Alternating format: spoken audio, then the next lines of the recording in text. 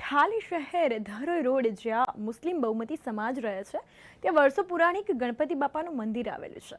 તો ત્યાં આજે ભવ્ય આરતી અને રોશનીથી જર્જરિત થયું અને વડાલી કસ્બા વિસ્તારમાં આવેલા ગણપતિના મંદિરમાં વર્ષોથી પૂજા કરતા બારડ લક્ષ્મણસિંહે આજે ગણપતિ દાદાના મંદિરે રોશની તથા મહાઆરતી રાખેલ હતી।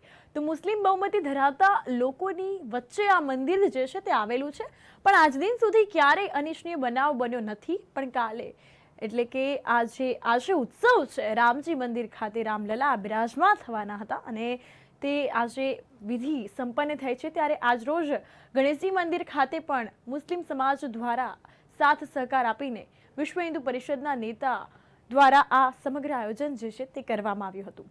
22મી જાન્યુઆરીએ રામ ભગવાનનું ભવ્ય મંદિર જે બની રહ્યું છે એ નિમિત્તે આખા દેશના મંદિરો શણગારવામાં આવ્યા છે અને ત્યાં ભજન આરતીનો કાર્યક્રમ રાખવામાં આવેલો છે। આ એક સંસ્કૃતિનું પ્રતીક છે અને દરેક લોકો આમાં, દરેક સમાજના લોકો આમાં ભાગ લે છે। શું કહેવા માંગો છો? કાલનો શું પ્રોગ્રામ છે?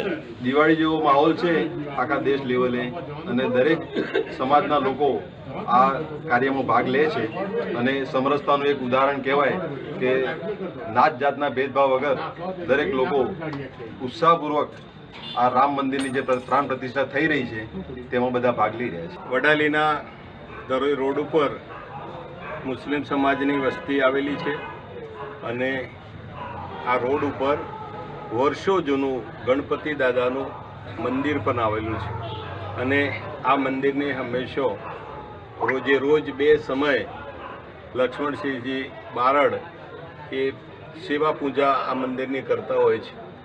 ક્યારે પણ કોઈએ મંદિરને કોકરી પણ તોડવાની પ્રયત્ન કર્યો નથી। ખૂબ સ્વચ્છ મંદિર પણ છે, એની હંમેશા પૂજા થાય છે। આવતીકાલે 22મી તારીખના રોજ અયોધ્યામાં આપણા ઈષ્ટદેવ રામચંદ્ર ભગવાનની મૂર્તિની પ્રાણ પ્રતિષ્ઠા થવાની છે।